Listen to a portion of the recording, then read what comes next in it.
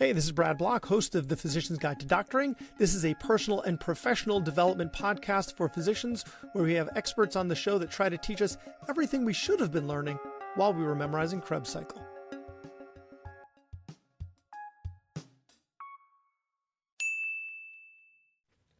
Don't risk losing your hard-earned savings by having all your money in the market. Diversify your assets. On today's episode, sponsored by Equity Multiple, we'll be learning about crowdfunded real estate investing. Daniel Brereton leads the growth team at Equity Multiple. He and his team are responsible for educating investors about Equity Multiple and private real estate investments. Prior to joining Equity Multiple, Daniel spent several years at UBS in high net worth and corporate wealth management consulting for retirement plans in excess of $3 billion. Daniel Brereton, thanks so much for being on the podcast. Brad, really appreciate you having me. So let's talk about crowdfunded real estate, because I don't totally understand is that like Kickstarter for buildings? Yeah, it's an interesting way of thinking about it. We have a lot of these platforms where you can invest fractionally in different private market investments. There's private real estate, private equity, private credit. And I think it's all investors pooling their money to invest in a much larger project. Some people might be familiar with buying a building or a second home for themselves. Sometimes you go in with a friend and you go 50-50. That's pooling money. You're putting in $500,000, he's putting in $500,000, and you each have 50% of the building. Imagine doing that with a much larger building and many more people, and you break those shares down into much more manageable slices.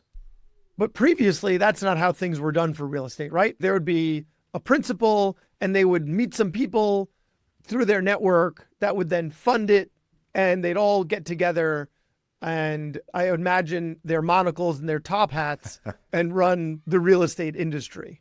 But it's since been democratized, right? So that more people have access to that. So what happened? I think the Jobs Act under President Obama was what made crowdfunding of real estate possible. So can you just fill in the details of that? Yeah, totally. And you're talking about, I think, that proverbial back room, that smoky room, that lounge where people are meeting to do their various business transactions. And without the smoky back room, and sometimes with the golf course, that was how a lot of these deals got done. You had to know someone, had to get into someone's network. They'd call you up every once in a while when they've got a new deal to do.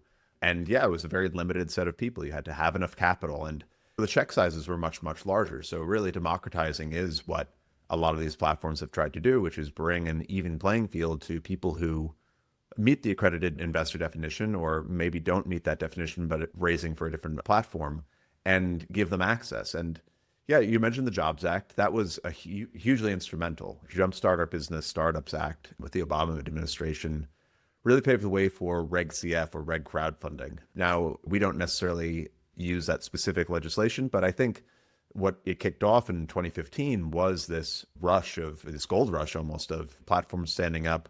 The technology had evolved finally to not have to individually call each investor or send paper subscription documents to everyone.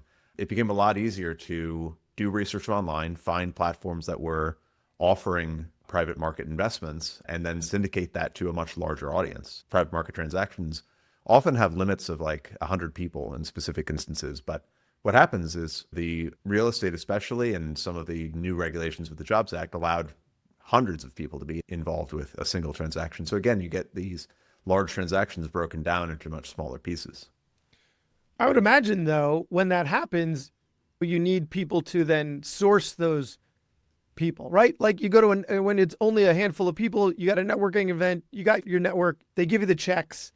There's no middleman. But now there's a middleman, and I would imagine there might be another middleman, right? Yeah, I think, again, it depends on what type of investments you're looking at, but you make a good point, right? Like when it was just the big Blackstones and KKRs of the world raising for their large funds, or it's these individual transactions in the back room, yeah, you might have a direct connection with the sponsor, or in the case of Blackstone or KKR, you go to your financial advisor and they make you write a check for $250,000 and then you're in that fund.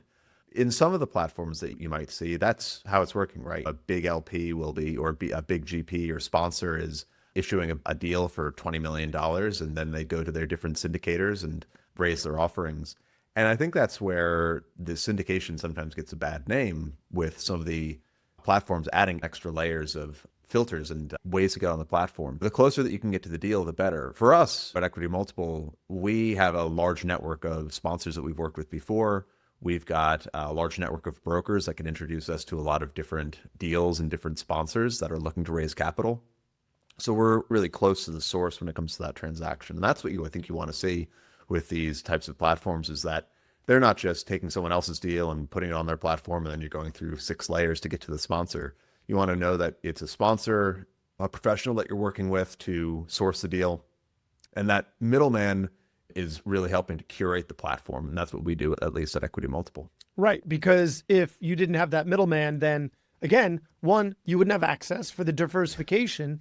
And two, you are vetting them to make sure that these are viable deals. And for those of us who don't have the time and expertise to be able to vet them, that should be paid for, right? It shouldn't be free. Also, what you do is, because you've democratized it, you've then given us access to this diversification.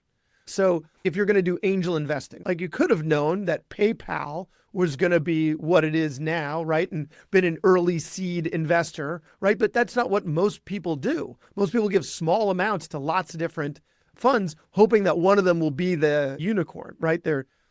And so here, by you guys allow relatively small investments in each fund. And if one of them doesn't do so well, you've got all these others. And so, what you're paying for when you are paying the middleman is, 1, access, 2, diversification, and 3, mitigating the risk, because you guys know what to look for. So it all adds value.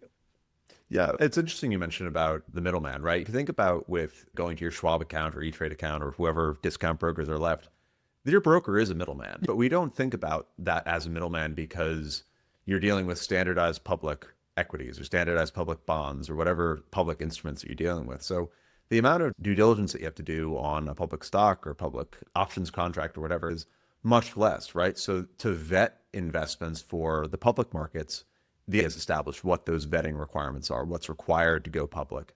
And all that information is public. But with private markets, I think that a lot of these platforms, and the rush now is to standardize a lot of the way that we interact with investors and investors interact with the types of investments. Bringing transparency to the private markets makes it a lot easier for investors to invest, because there's a lot of information out there, and there's a lot of different terms that are used in the private markets, especially with private real estate versus private equity or private credit. And it can be very overwhelming. And if you try to do it on your own, there's plenty of people that are smart and can pick it up. But there's a lot of us with busy day jobs, right? My day job isn't being a doctor. My day job is working with alternative investments. And similarly, I think the better platforms are doing a little bit of vetting or due diligence to put it on the platform. It's not just listing it there, because it's a lot to digest. And I still want to emphasize that investors have to do their due diligence with any investment, right? If I was to go out and try to buy Tesla, I can't just rip it with a share of Tesla and just hope for the best. I should be reading their 10K or 10Q and thinking about what Elon Musk is going to do with my money. And same thing with real estate investing. Sorry. Yeah. In jest or not. Yeah. Some people very much believe in him. I think that it is something that needs to be investigated a bit. Even with tangible assets like real estate, where you know that it's backed by something hard, it's a real thing. You still have to think about, okay, what's the sponsor doing with the money? What's the business plan? What does the market look like? And there's a lot of analysis that goes into these things. And standardizing that analysis, providing a clear and concise write-up of what the investment is, trusting that partner to give you consistent write-ups each time, which is something that we try to do with our private placement memoranda, the PPMs, and providing that to investors in a trusted relationship.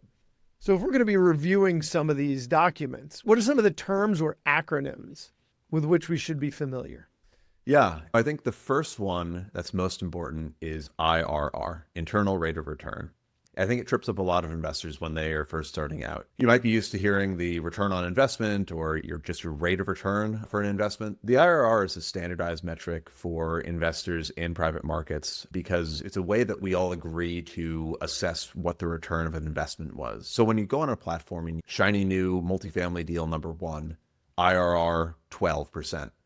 It doesn't mean that's yielding 12%. It doesn't mean that it's just returning 12% of your money after the entire investment. That's an annualized return metric calculated through a specific formula for what your return might be. And it's a way to compare investments, right? If it's annualized, you know that it's going to be comparable to another investment, regardless of the hold periods. The next one that pairs Wait, off with... hold on. So IRR, right, is annualized. So that's a way for us to standardize it and look at it. But some of these deals, you might be getting some of the rent rolls for a little while as a distribution, but then eventually they tune the place up and they flip it to maybe some type of institutional investor that wants something low risk where all they have to do is collect rent indefinitely. So now you've made a equity multiple. You've made a multiple on your investment, hopefully, in addition to the previous IRR that you were getting. So those are two different metrics. How do we distinguish between those? Yeah, and they play off of each other, right? So you'll see the IRR, and then you'll see either MOIC, the multiple, or the equity multiple, as it's called. And the equity multiple, or multiple of invested capital, is the total amount of cash flow that you receive, the total distributions that you receive from it, including your capital appreciation and your original principal back, divided by the original principal amount. So if you put in $100,000 and the multiple is 2.5x, then that means that over the life of the investment, you're anticipated to receive $250,000, 2.5 times. And that includes every source of the return, including cash flow, dividends from the rents, capital appreciation, and your original investment back. Okay. Anything else? So we've covered equity multiple. Yeah, I think in the last one is just cash on cash return, or the yield of the investment. Those are the dividends that you're receiving. So I think investors like real estate because it's not just buy it and hope that it goes up in value and then sell it. Real estate comes with tangible income. It comes with rents from the tenants. And those rents, after you pay expenses, after you pay to fix up the property, after you pay for the debt service or anything else, taxes, whatever's out there, you have cash flow that could be left over. And that cash flow is then paid out to the investors. We're not looking to just hoard the cash and hope for the best. We're going to pay those dividends out to investors on a lot of these deals. And that cash yield, that average cash yield for the deal, is the cash on cash return, the average cash on cash return. And you take that and you can assess, like a dividend yield, how much cash flow you're going to get each year from your investment. Okay. When we're comparing different investments, it would seem to be an advantage for them to pay fewer dividends, because then you could use that to invest it back in the property to begin with, to then be able to flip it for a higher rate of return at the end. So it seems like if there's a higher cash on cash return, your MOIC, I guess it would be your equity multiple, right? Because that's what you get in the end. How do they figure out which one is preferred? Yeah, I think it depends on the business plan, right? I think this gets into the whole structure of different real estate investment projects, right? You might have heard of, or investors might hear the terms core, core plus, value add, or opportunistic. And that really is a risk spectrum for the types of investments in real estate. Core is the lowest risk, or tends to be the lowest risk, where it's a Class A property, meaning like new build, very premium finishes, really good long-term tenants, and it's paying, consistent dividends and cash flow. On that business plan, there's no work that's required. You don't have to really put any heavy added value to the property or renovations. So you're just collecting most of that as cash flow. And that's going to have, most of the cash flow paid out to the investors, but it's also not going to have as much capital appreciation because there's not so much work to be put in. Yeah. And on the other side, you've got value add, which is exactly as it sounds. You have to add value to the property. And in that business plan, it's something like it was built in 1980. All the cabinets and counters are Formica, and they want to put in granite, and you want to make it look better. And you go in and you buy the property. It's got tenants in it. You fix it up. Over the period that it's fixing up, you're not going to be able to pay out cash because you have to plow that cash back into the property. So you see the different types of business plans are really going to dictate what type of return profile you're looking at. So the value add ultimately becomes a core, right? That's exactly. At the end of its first life. And then it gets put in like a pension fund, right? Where they need this just predictable low risk income. Exactly. And that's the exact real estate life cycle, right? As value add investors. And that's what a lot of our investments are. You're not looking to hold the thing forever. I think some investors want to hold it forever and just get the dividends. But for us, do the investment, return the capital back to the investors, and then they can plow it back into another investment themselves and not hold it for a long time and deal with being a landlord. So there are a lot of different shops for online crowdfunding of real estate, right? Like, how do we know as we go from place to place, which one is the one that we should invest with? Sure. First of all, it all has to do with trust. If you get a good feeling from the shop that you're working with, then I think that you've done the due diligence, right? I go back to anything. Like if I don't like my mechanic, I'm probably not going to go to that mechanic again. If I can trust that mechanic to not upcharge me or oversell me on things, then I'm going to believe them. And that all has to do with the transparency, I think. But yeah, but also it might have to do with the panache of the salesperson who like you met at a networking event and you're like, that guy was really cool. I would definitely give that guy my money, but also he might be just an effective salesperson, right? There should be some objective measures. And actually, I want to get back to that. Is there a way for them to not disclose all of their previous transactions? So they've got some things that have failed. They're not going to be the ones that they tell you about. They only tell you about the successful ones. Yeah, and there are some platforms that don't talk about the track record or just give the annualized metric or the average metric. And the SEC and the marketing rules there, as long as you give a balanced approach or as long as you have the methodology shown, you can say a lot of things. You can't just show your winners. You can't lie about anything, but you can give top line metrics that look pretty good. And I think Nicholas Taleb, author of The Black Swan, he's got a point about never cross a river that's on average 3 feet deep, because on average it could be 3 feet, but it might have some pitfalls along the way. So with a top line metric like that, in equity multiple, I think our average IRR is 16%, but we also want to be transparent and say, look at our entire track record, look at every deal that we've done and see what we've done with various types of projects, various locations, and what the result has been over time. And that's probably one of the most in-depth discussion that I have with new investors is, what have we done? What have we learned from our past mistakes and failings, and how have we improved on the way forward? So I think transparency is probably one of the biggest things to look for. You can be sold on a platform's look and its feel and its technology, but I think the transparency and how you interact with those salespeople or anyone that's talking to you about the platform is probably the most important. I think also it just depends on, one of the biggest things is what the different platforms are offering to investors in terms of the investments. It'd be interesting to hear how the individuals that work at the investment firm invest their own money. Is that ever a point of transparency, or is that a little TMI? I think that each of the individual investment offerings is going to have, especially for the equity portion, you want to see how much skin in the game the sponsor has. The sponsor is going to be the one that's managing it day to day. Yeah. Your partner, equity multiple, Crowdfunded, whoever you're working with, is also going to potentially have a piece in the game as well. So when you're working with an equity investment, yeah, you want to make sure the sponsor has skin in the game. We usually look for 10% or more co-investment on the equity side. We want to make sure that the rights and the payoffs are aligned, right? You want to make sure that they're not going to get a payoff regardless. You want to make sure that they are along for the wins and that they're highly incentivized not to get a loss. And you also want to make sure that it represents a meaningful part of their commitment. Yeah. So that's when you're telling different firms apart, different online crowdfunding shops. But what about individual deals? So let's say we've decided to go with equity multiple and you're saying like, these are our different deals. Now you've already discussed how different ones are structured based on what the goal is, whether it's a buy and hold or something that you're going to want to flip for an equity multiple. So aside from that, what else are we looking for to distinguish one deal for another and also help us with risk mitigation? Yeah. I think it always starts with the individual's goals, right? If you're a young guy and you've got $100,000 saved up and you want to just diversify into different assets, you could probably be looking for something with more capital appreciation, those longer term holds that are not going to necessarily pay dividends along the way, but have large upside, and diversifying along those. And sometimes you want to be a retiree and you're looking for just more income. So that's one of the first filters, is what type of ride is my ticket going to get me to ride along the investment? But within that, to just determine whether, after I decided if this is the right type of investment, whether it's a good investment in that type, is to look at the underwriting. You really have to crack open the projections and understand what sort of projections are going into this investment. And what I look for is this overly optimistic? Is it looking for 10% rent growth every single year for 5 years? Are we going to assume that there's renovations, but the cost of those renovations is de minimis or nothing?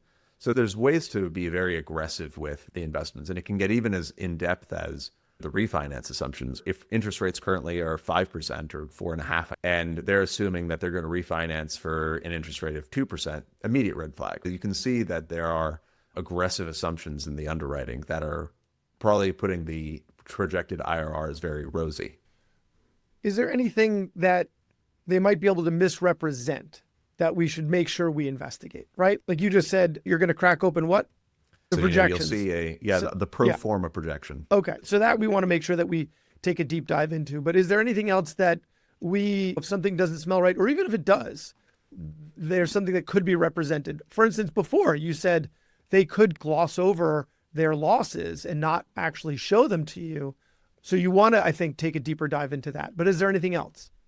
Yeah, outside of just straight lying, right? But Yeah. I think that you might have heard a cap rate before if you're invested in real estate, the capitalization rate. And the capitalization rate is the net operating income divided by the purchase price of the property. So when you're looking at comps in the market or different ways of looking at the market, you want to make sure that you're not overestimating what the yield for your property is going to be compared to the rest. So I think cherry picking certain comparable properties or showing comparisons that are really not comparable. So if you're in central Manhattan for your property and they're looking at comps in New Jersey, that's probably a red flag because they're just not comparable properties. It's a very different market when you go across the river. Yeah. I remember that when I was looking to live in an apartment in Manhattan, you would have these real estate agents that would put their apartments up on Craigslist. New York is an interesting place in that you have agents for rentals, which I don't think you see in many places in the world. Not just for buying, but for rentals, you have agents. And they would show you pictures of what it looks like, but it wouldn't be what it looks like because it's a different apartment that's currently vacant. The one that you're going to rent isn't vacant, so they can't put up pictures. So they put up these super nice pictures, and then you find out it's nothing like that actual apartment, like a bait and switch. I think that's another great point is the projections for the numbers have to be right, but also what are they saying that this thing is going to look like? Are they showing highly glossy photos of what the property look like? Or can you go on Zillow or go on Yelp and see what the property actually looks like and see, there's really bad tenant reviews or there's a lot more damage to the property than you might think. So it's always good to have a third party data source to check on these things. And when sponsors bring deals to us and we're sitting in our investment committee where we beat the deals up, beat up the guys who bring in the deals and really vote on what is going to go on the platform, I'll pull up Google Maps and I'll look at properties in the area. I'll look at the industrial warehouse that we're looking at. It's got a leaky roof or the tenants are not actually there. So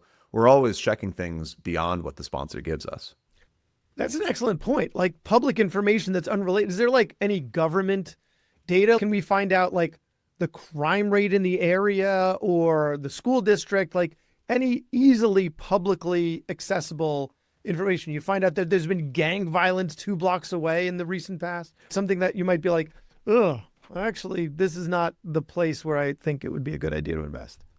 Yeah. And there's some of the public data. I think that's also one of the things that makes it difficult to invest as an individual is just how do you get access to a lot of the data that's going to help you compare? And working with someone like Equity Multiple or any of these professional platforms is we have access to a lot of that data. We have third-party professional institutional databases that allow us to look at the market score, look at the foot traffic in areas, look at the crime rates, look at the rental growth and the population estimates for who's moving there. If you're buying a multifamily development, but there's 6 other multifamily developments popping up in the next year, you probably don't want to buy that one because it's going to be an oversupply of property. Yeah. So there are some databases, like I say, I use Google, Zillow, and Yelp for a lot of just open source information. But even for us, we use some professional databases that give us access to what you might call the tape, a listing of everything that's happening in the market. Yeah.